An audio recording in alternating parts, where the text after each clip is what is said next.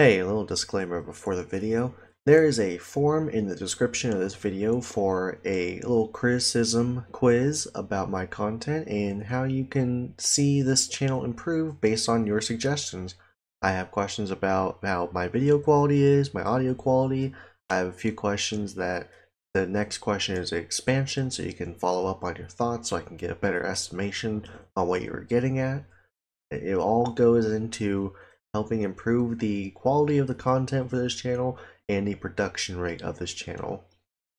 Anything you give me for genuine critique would be very wonderful, and I appreciate anyone who does it, and I appreciate everyone for just watching this in general. Thank you so much, and on to the video.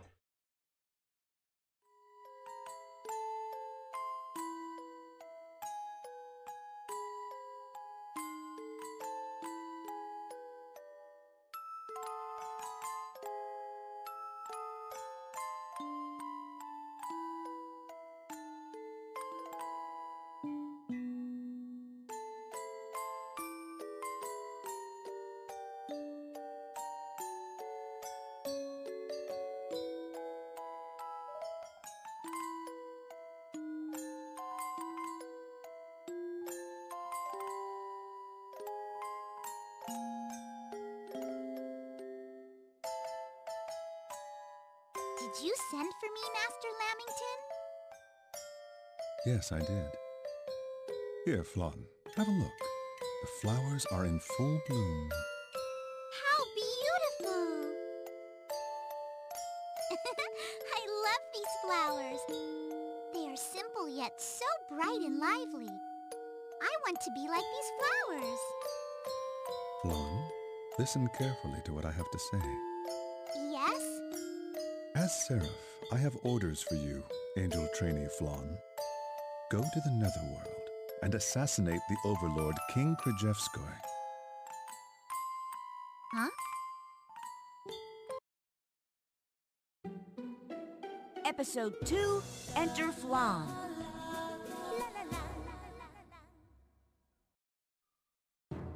Well, I'm here, at the Overlord's castle. I still wonder why the Seraph picked me, though. Master Volcanus would have been a much better choice. Not only that, but an assassination. What is the Seraph thinking? Master Lamington! Master Lamington, are you here? Why all the ruckus, Volcanus? You scared the birds away.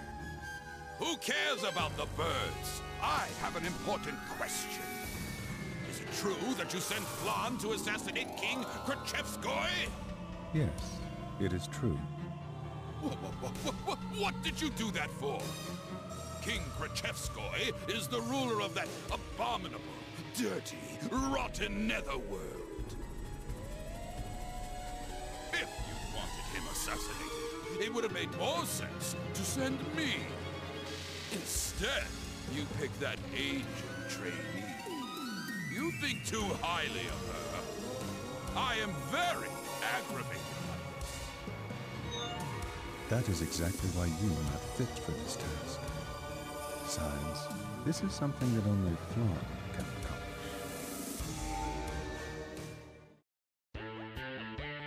Whoosh! Nin, nin, nin. Huh. Whew. Looks like I made it in without being seen. What do they call those guys in the human world? Oh yes, ninjas! I always wanted to be one. Maybe I have potential. Nin, nin! But still, is it all right for me to be doing this? The angels all say that demons are evil, but are they really? It doesn't seem fair to judge somebody based on rumors alone. Even if it's the Seraph's orders, I don't feel right assassinating somebody I don't know. Does that mean it's alright to assassinate somebody I do know? That seems wrong too. Can't kill strangers. Can't kill acquaintances either. Which means... Oh... Who are you? And why are you in my room talking to yourself? Ow! What the heck did you do that for? Oh, I'm sorry. You scared me, so I accidentally...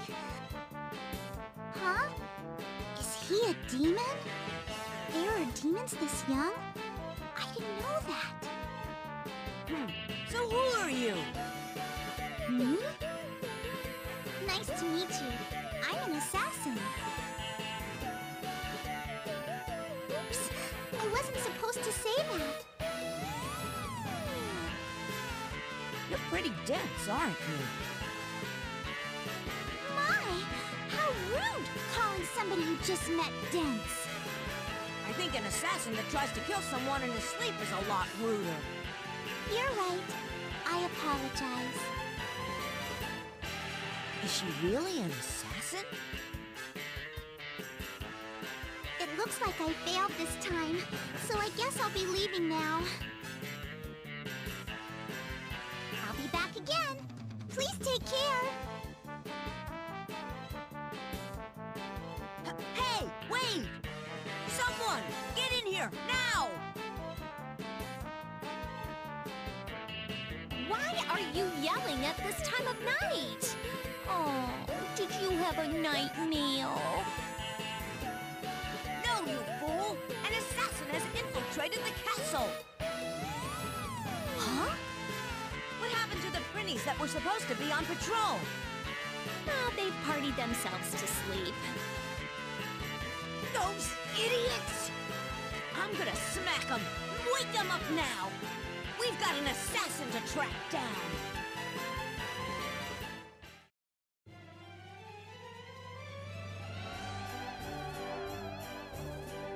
Greetings everyone, Mercenary Legend here, and welcome to Let's Play Disgaea 1 Complete! In the last episode, we went to Vyre's castle and we finished up things there, meeting Vyre's, or as Laharl dubbed him, mid-boss. In this episode, first, we start a new chapter, we gotta read a diary entry. Feelings of guilt. A certain demon stole my memories. There's something he wants me to do in exchange. I'd do just about anything to get my memories back. But would the king forgive me? That's my only fear. Yeah, it's a short one. Not all of them are like super long or anything. Alright, so in this episode, there's a little quick disclaimer before we go on. There's a slight change in my stats because whenever I showed off the other switch, I had to go to another file, or I had to go way back to the beginning of my file, and I didn't save till before Area 2 of Vyre's Castle, so yeah, I had to do all that grind over again, get Asir and Maya. Maya? I think it was Mia. Or, no, it was Maya. I had to get Asir and Maya up to proper level. I think I had them both at 4, and then one of them hit 5. I just had them both hit 5. Laharl is now level 8 instead of 6, which I think he was at before. So little things have changed, a little bit of equipment change as well. Not really huge equipment changes. I still got arms masters on everything. I went for a little bit of a cryophile for the extra armor this time around because we're actually going to kind of need it coming up here shortly. I might buy another one if I can. But today we're going to actually go over a new tutorial. So we're gonna go over the Dark Assembly, and I'm gonna tell you how you can create characters and kind of figure out how to rearrange your team a little bit. So we'll talk about that, and we'll come back here in just a minute. Alright, so today I'm going to teach you about some aspects of the Dark Assembly. This one's important, so listen up. The Dark Assembly is how you're going to be creating new characters and improving current ones. Let's start with creating a character. Anyone can do it, but keep in mind who creates who, because this game implements a mentor system. If Laharl creates a female cleric, he is now her mentor, which means that Laharl can learn healing and curing spells. You're pretty dense.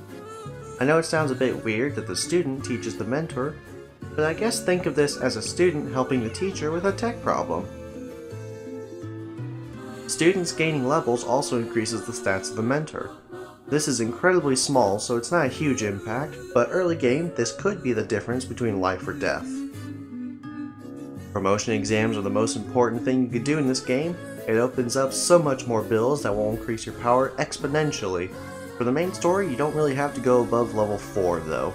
If you want to, you can go higher, though it's highly not recommended because there are so much more stronger enemies in the later promotion exams, you're better off just waiting. Last aspect of Dark Assembly I want to go over is reincarnation. This is what you want to come for. Once you got your team set up, you may think that the next step is power leveling to max level. This is incorrect. What you want to do is you want to gain at least 10 to 15 levels before you actually reincarnate, because you want to reach a little sweet spot where it's not too easy to level up or it's not too hard to level up. You want to hit maybe 150, 200, maybe level 75, whatever level you can easily get to within a short amount of time. That is the perfect time to reincarnate. Over the course of the Let's Play, I'll make sure to point out how big of a deal reincarnation is. But for now, just keep in mind that it is something that you are 100% supposed to do. That's it for this tutorial. Now back to the action. Alright, now that we're done with that tutorial, there is one thing that happened whenever I was doing my level grinding again, and that's that I actually got a little bit more hospital awards opened up. And here, oh my Jesus Christ, are you kidding me? Okay, I'm not like making a huge deal out of that. That is actually just really good luck on my part. Let's see. Manager and broker on the same thing is actually not a bad idea starting out. Now I'm looking for our arms master. Jesus Christ, what is my luck with this equipment? On camera too. I should note that getting this sword breaker off camera was a pain in the ass. It actually made my computer go into sleep mode, but that's how long it took before I could even start recording. I had to do that. Let's see, I'm gonna go with the muscle for you, so that way you can get a little bit extra health. And we're gonna continue on into the next chapter. Ah, Prince, an unfamiliar girl is just here to use the dimensional gate. Where'd she go? She wanted to go somewhere else. She wanted to go someplace where nobody could find her, so I sent her to the frozen river. Doesn't revealing that information defeat the entire purpose of her escaping? Yes. Yes, it does. But for our sake, we'll take it. Let's get our fucking asses frozen in the Forsaken Land. Alright. I'm gonna go ahead and say this right now. This is where Disgaea 1 starts becoming a little difficult. So, you're gonna see there's a good bit of uneven terrain here, and we're gonna have to find a way to deal with it. This guy right here will try and cast spells at you, so be careful. Now, probably one of the better ways to deal with this is to send Laharl out there. I'm gonna send Etna, I'll send you out. I got Skull Splitter for her. We do that. Let me turn on friendly and enemy effects. I'll turn those off like later on in the series whenever grinding starts becoming more of like a big thing. But for the video at least, I can keep the effects on. Really? Really? Okay. I guess attack zone is obstructed, game. So let's see what Skull Splitter looks like. I think this one's not as good as Boulder Crush, or maybe I got them mixed up. Oh yeah, I think this one's better.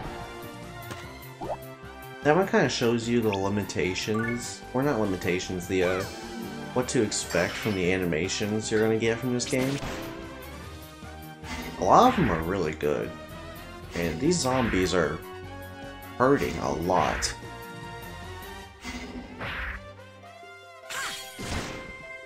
Also, one thing about zombies you want to be careful with is they can poison you pretty easily, I might add. So, I have next to no healing items. Well, I mean, this is just stupid on my part.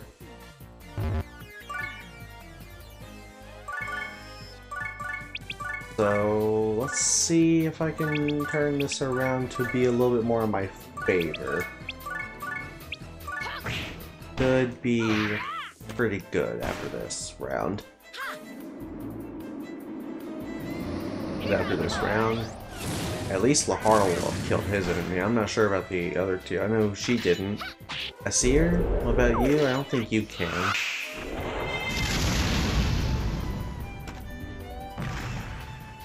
Yeah, just barely not. Oh well.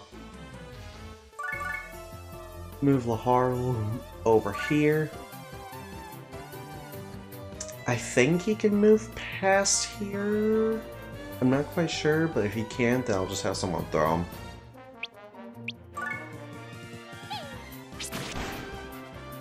Ow. That hit him directly in the head from above.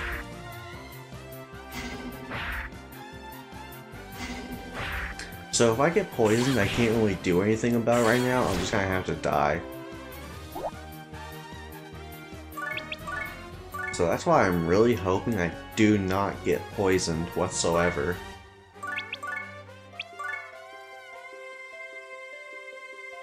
Oh hey, this is what I wanted to show off before. You can hold down square and do this, but sometimes you can't do that. And it's not really clear why sometimes, but I think it's just because I was moving before and the game didn't like that. I was trying to move after I moved, if that makes sense. Also, these zombies are not that bad EXP fodder. But I wouldn't grind on this map. This map is not that good. I do not like the terrain or the enemy placement.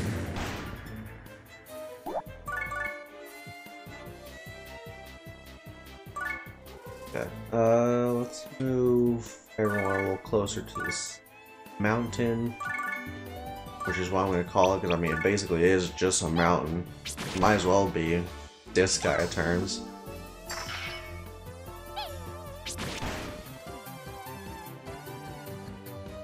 Okay. Yeah, just like I thought, you can't actually go over there. I think you have a good enough throw to get him up there. No? Okay. What about you? Do you have a good enough throw? Well, let's hope I can. Shit, I can't, move you there.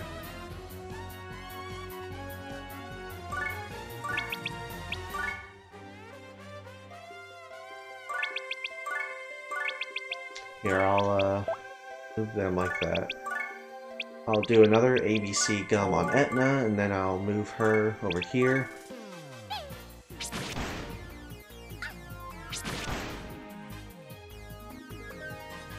Okay. And then Asir, I need you to move over here. Oh yeah, that is a lot bigger than I thought it was. 18 to 54. Quite a freaking jump. So...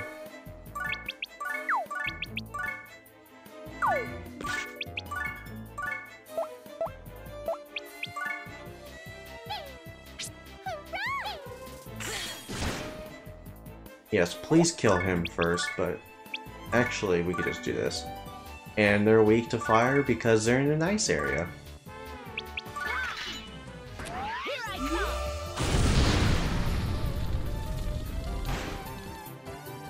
Not my favorite Laharl animation, but it's up there.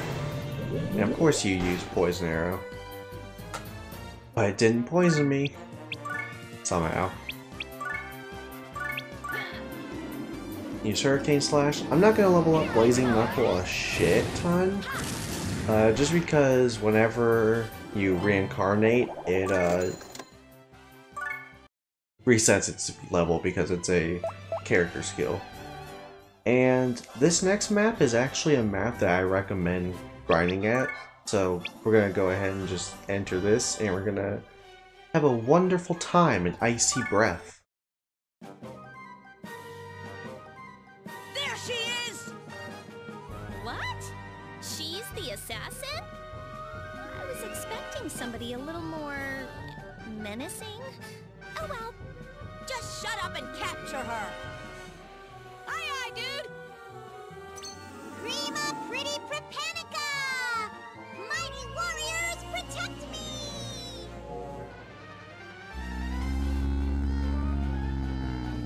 Angelic language? Prince, she must be from Celestia. Makes no difference to me. Angel or god, anyone who opposes me will suffer a terrifying death. Say your prayers. Please don't push yourselves too hard. You guys can run if it gets dangerous. Don't let her escape! We'll teach her a lesson.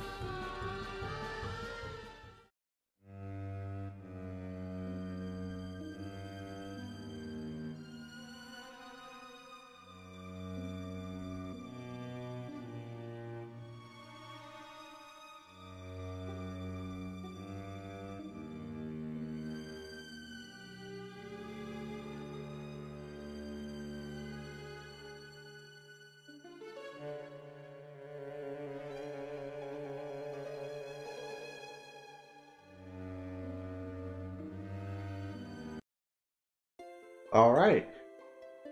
So, oh my god. So we got a lot of zombies here, but they're all kind of like in a formation, so they're not super hard to take out. I'm just gonna use Laharl here because I'm gonna kind of show off how good of a grind this is. So right now he's at level 8 with 202 experience to go. Blazing Knuckle is just kind of like the duh option here. This is why this is such a good Laharl grind specifically. Other characters that have the ability of having an AoE like that can do pretty good, but overall, just like have Laharl basically be the only one.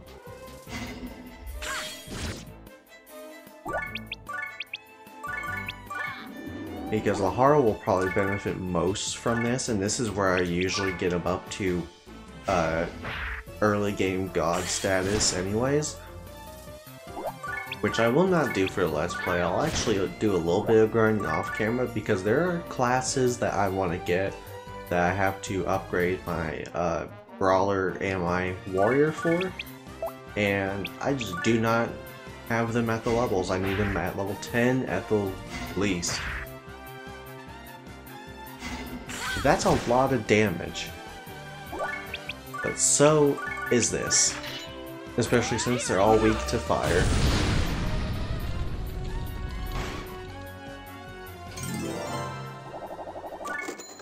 Also a pretty decent hell grind. So we actually got a pair of slippers there. That's going to increase your speed and your movement.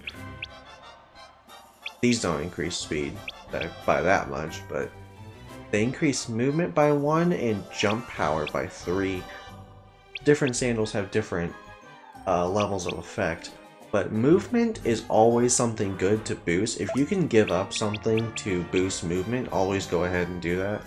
I don't really have anything that I can give up on Laharl or really anybody else, so I'll just stick with what I got. Let me buy some healing items because I'm realizing that and then still going on. Kind of stupid. Alright, so I'm actually going to give you a little bit of advice. Whenever you're shopping for stuff, always buy some fairy dust. And always take at least 2 or 3 into a stage. You never know when you might need some. SP and HP recovery items aren't really that great. You can always just make a cleric for HP. SP, you might want to buy a few items because it's not super easy to recover that. But I think that's where we'll leave it for now. This is actually where Disgaea starts getting really good, like Disgaea 1, and it also is kind of where it starts getting a little harder. I'm going to do a little bit of off-screen grinding, and I'm going to, of course, document all that so that way You don't have to worry about my stats getting completely out of whack. I think that's going to do it for now. Thank you for joining me on this episode of Disgaea 1 Complete. I'll see you all in the next one.